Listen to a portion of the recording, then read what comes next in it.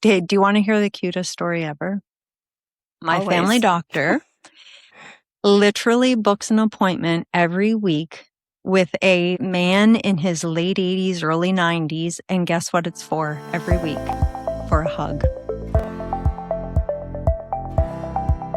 So tell me, Marie, I want to know, what is a habit that you must do every day? Oh my goodness. Okay. Well, I have a few that I stick by. One being I need to feel sunlight. I need to be outside for a minute. So my partner laughs because it's like the sun recharges me. So I can be stomping and grumpy and mopey. And then I step outside and it's like, oh, there she is. That's me. That's me again. So for sure, I need to be outside and feel sunlight and have some fresh air. What about you, Krista? What's one for you that you must do, a habit every day? A must do is coffee. I literally get excited when I go to bed at night that I can't wait for morning to get my coffee. Is that messed up or what? I'm sure people out there can relate to that. Yes. But And yes, that's the I first thing I am do. drinking coffee right now, Krista, right? No judgment. Yep. Yeah. So, hi everyone. I'm Krista. This is Marie, and we're both lifelong educators and licensed counseling therapists. And today we are talking about non-negotiables. So those are those foundational habits in our lives that we can't compromise on, because that's what gives us direction and protects our mental health and well-being. And non-negotiable is a term that I hear thrown around a lot. It's a bit of a mental health buzzword, but I think it's really important that we sit today and kind of figure out what a non-negotiable truly is. So just as Krista was sharing, they're habits, or regular habits that you do every day, and they're part of your everyday practice, and they are not up for debate. It's in the term non-negotiable. You can't negotiate away from them, right? You can't compromise. They are yours. And they're core habits that you commit to because they protect your well-being and they kind of guide us and give us direction in our life, sort of like a North Star. And when we are practicing these daily practices, these daily habits, we are as close to that sense of who we are, that best version, best part of ourselves as possible, right? So they're the habits that kind of give us the template for who we want to be, right? And it's about the reason that they're non-negotiable is because we're placing the importance, we're placing value on ourselves. And so we're not going to negotiate whether or not we have value, right? It's not selfish, damn it, to practice non-negotiables. It's really the most healthiest way to become our best selves, if that makes sense. Yeah, I really love that, Marie. And I love the term you use, template. That's awesome. Like a because it makes me think that you can apply it to other areas as well in life. I will say that, so the one that when I think of non-negotiables, the one thing that comes to mind to me right away are those things that I think we underestimate the impact that they can have on our overall mental health and well-being. And so when I think of those non-negotiables, what I'm talking about are things like making sure we move our body every day. I think we underestimate the impact that can have. To your point you made earlier about stepping outside, right? Just that fresh air is so important as well. And maybe adding moving our body to that. I think we underestimate the impact that keeping hydrated can have on our ability to regulate our emotions and that overall mental health and well-being. I also think of getting enough sleep, but not just enough sleep, the right kind of sleep, right? So we're not necessarily, unless you work shift work and it's part of your routine and you've sort of built this into your own habit and daily structure, but going to bed at 3 a.m. and sleeping until 11, I would venture to say is probably not the right kind of sleep if you do that regularly. Again, unless you do shift work and it's part of your lifestyle. I also think of that. Have you ever heard of the 80-20 rule when it comes to eating? That idea of 80% of the time we eat the right kinds of food for our bodies that fuel us. And then 20% of the time, have your snacks. Enjoy those little luxury items in life that make it worth it, right? Whatever that is for you. So those are the things that I think of when I think of non-negotiables. And then I think right away, I think of even personal hygiene. I wouldn't go a day if I didn't have to without brushing my teeth, for example. That's a non-negotiable for me. I brush my teeth when I get up in the morning and I brush my teeth before I go to bed for sure. Do you know what I mean? Those are the things that I would consider as non-negotiables. But then when you said the word template, it made me think of God, you could really expand that out into other areas too, couldn't you? For sure. And I think that's why that term non-negotiable, we're hearing it used so often, because you really can. It can be a template. So what Krista and I, what we're talking about today is that idea of non-negotiables for your mental health, right? To bring you that sense of who you are and to like set a strong foundation as you go about your day and your life. Period. But there's Period. also period. I knew it was coming. Period. Sorry, I It's had like, to say that. she's gonna. There's also, you can use the idea of a non-negotiable as a template elsewhere. Like you hear it used in what are your non-negotiables in a relationship or in a future partner? Like, well, I want them to da da da da da da da. It's your long list, right? Or like, what are your non-negotiables if you're looking to make like a career shift, if you're looking for a job? What are the aspects of that job that for you are non-negotiables? They're not like, maybe I might compromise. No, you know you need them, right? So Yeah. it's really, really kind of cool actually to hear that idea of a non-negotiable being used elsewhere in really productive ways that are like really empowering ways, right? Like, who are you? Who do you want to be? What do you want your life to look like? What are those non-negotiables that give you that sense of self? So, yeah. No, I love that.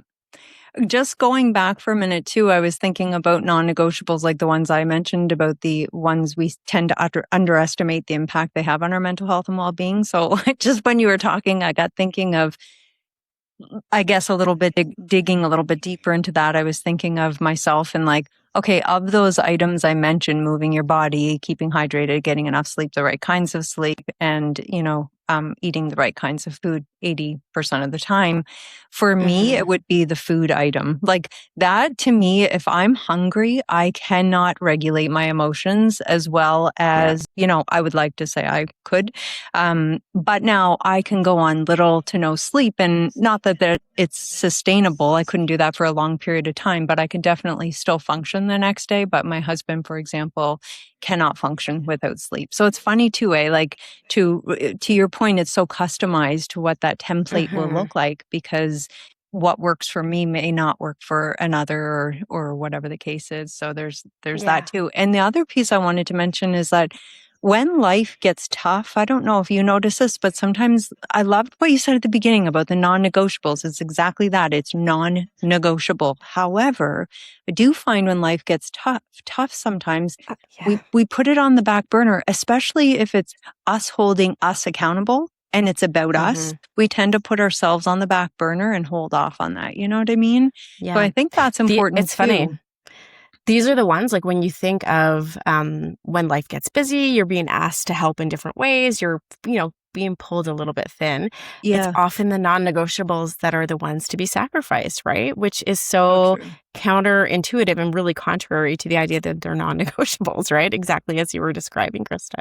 So think about it. When life gets really hectic, that's when your sleep hygiene kind of drops a little bit, or that's when you aren't eating that 80-20. Your kind of ratio's a little bit flipped, right? Because you're grabbing food quickly, not really being thoughtful in how you prepare it, or like food. being exactly, or like quick and easy. There's no way you're having like mindful eating practices, right? It's just right. All of that sleep is right. So it's all of these things that we cut out when honestly, like we need them the most, because they are our foundation. It's the core of who we are. It's like our North Star compass too. Non-negotiables are like the foundation of who we are, but they also, if we practice them with intention, they are also kind of like the compass of where we're headed and who we can be, right? Because they let us be the best versions of ourselves. So yeah, they really truly should be non-negotiable. And I feel like this is like a confessional, because like you were saying, these are often the ones that I drop too, right? Another one, like I'd love to do, maybe we can do like just a little bit of a list of examples, or